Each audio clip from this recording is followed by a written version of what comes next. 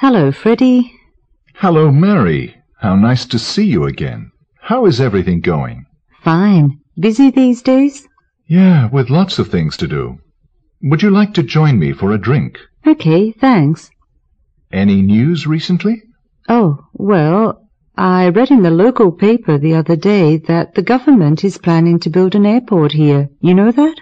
Afraid not. Well, my real objection to this idea of a new airport is that the whole thing is so wasteful.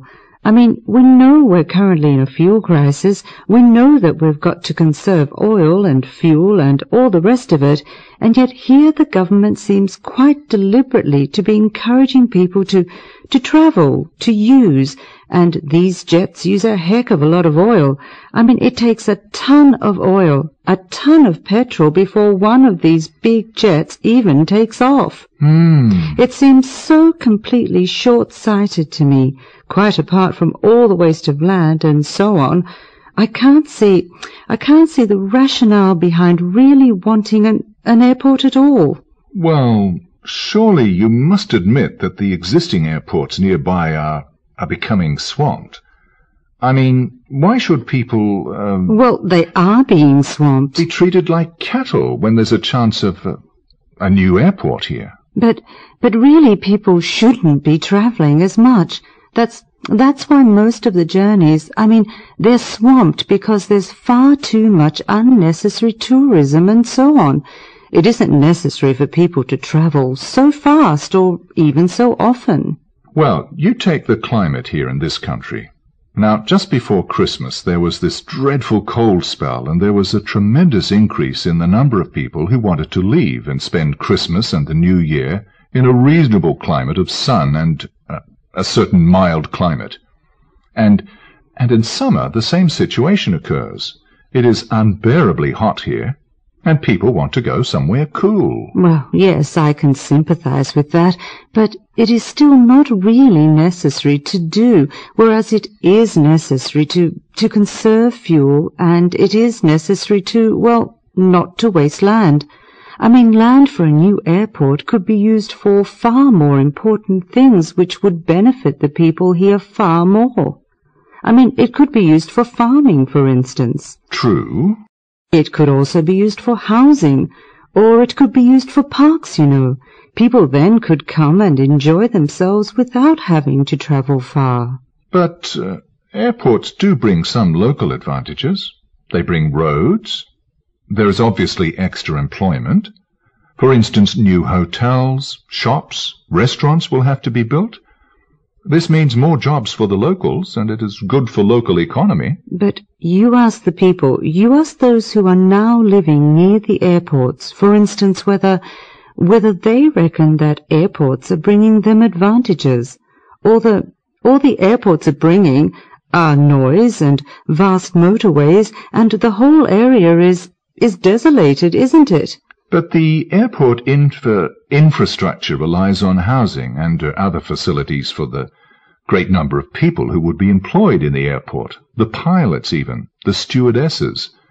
They have to live somewhere near the airport, right? Yeah, but it's just so damaging to the whole area, I think, airports. From my point of view, the whole concept is outdated, really. With modern technology, we're going to make a lot of travel unnecessary, really.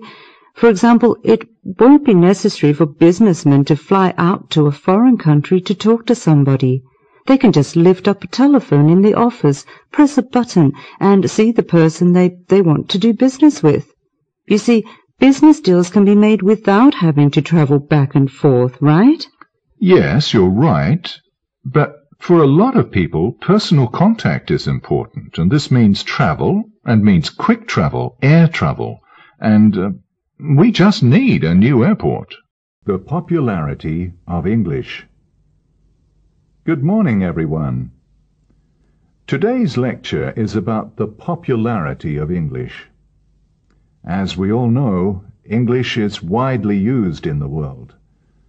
Although English is not the language with the largest number of native or first language speakers, it has really become a lingua franca. Then what is a lingua franca? The term refers to a language which is widely adopted for communication between two speakers whose native languages are different from each other's, and where one or both speakers are using it as a second language. For example, when an Indian talks to a Singaporean using English, then English is the lingua franca. Then, actually, how many people speak English as either a first or a second language? Some researchers suggested a few years ago that between 320 to 380 million people spoke English as a first language, and anywhere between 250 to 350 million as a second language. And of course, if we include people who are learning English as a foreign language all over the world, that number may increase dramatically. Then we may ask a question: how did English get there? That is, how did English gain the present status of popularity? There are in fact a number of interlocking reasons for the popularity of English as a lingua franca. Many of the reasons are historical, but they also include economic and cultural factors that have influenced and sustained the spread of the language. Let's go through the reasons one by one. First is the historical reason. This is related to the colonial history. As we know, when the Pilgrim Fathers landed on the Massachusetts coast in 1620, after their journey from England, they brought with them not just a set of religious beliefs, a pioneering spirit, or a desire for colonization, but also their language. Although many years later the Americans broke away from their colonial master, the language of English remained, and still does. It was the same in Australia, too. When Commander Phillip planted the British flag in Sydney Cove on the 26th of January, 1788, it was not just a bunch of British convicts and their guardians, but also a language. In other parts of the former British Empire, English rapidly became a unifying or dominating means of control. For example, it became a lingua franca in India, where a variety of indigenous languages made the use of any one of them as a whole country system problematic. So the imposition of English as the one language of administration helped maintain the colonizers' control and power. Thus, English traveled around many parts of the world in those days, and long after that colonial power has faded away, it is still widely used as a main or at least an institutional language in countries as far apart as Jamaica and Pakistan, Uganda, and New Zealand. That is the first factor. Now, the second major factor in the spread of English has been the spread of commerce throughout the world. The spread of international commerce has taken English along with it. This is the 20th century phenomenon of globalization. Therefore, one of the first sights many travelers see when arriving in countries as diverse as Brazil, China, for example, is the yellow twin-arch sign of a McDonald's fast food restaurant, or some other famous brand's outlets. And without doubt, English is used as the language of communication in the international business community. And the third factor related to the popular use of English is the boom in international travel. And you will find that much travel and tourism is carried on around the world in English. Of course, this is not always the case, as the multilingualism of many tourism workers in different countries demonstrate. But a visit to most airports on the globe will show signs not only in the language of that country, but also in English.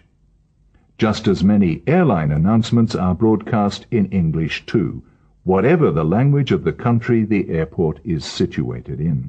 So far, English is also the preferred language of air traffic control in many countries, and is used widely in sea travel communication. Another factor has something to do with information exchange around the world. As we all know, a great deal of academic discourse around the world takes place in English. It is often a lingua franca of conferences, for example. And many journal articles in fields as diverse as astronomy, child psychology, and zoology have English as a kind of default language. The last factor I cite here concerns popular culture.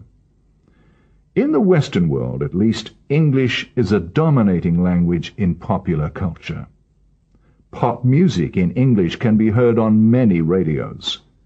Thus, many people who are not English speakers can sing words from their favorite English medium songs. And many people who are regular cinema goers or TV viewers can frequently hear English in subtitled films coming out of the USA.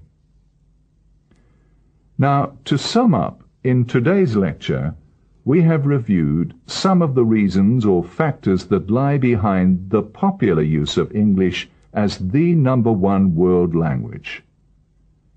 Before we finish, I would like to leave a few questions for you to think about. Is the status of English as the #1 world language assured in the future? Will it split into varieties that become less mutually intelligible? Or will some other language or languages take the place of English as world language in future? These questions are not easy to answer, I know, but they are definitely worth pondering over after the lecture. Okay, this brings us to the end of today's lecture. Thank you for your attention.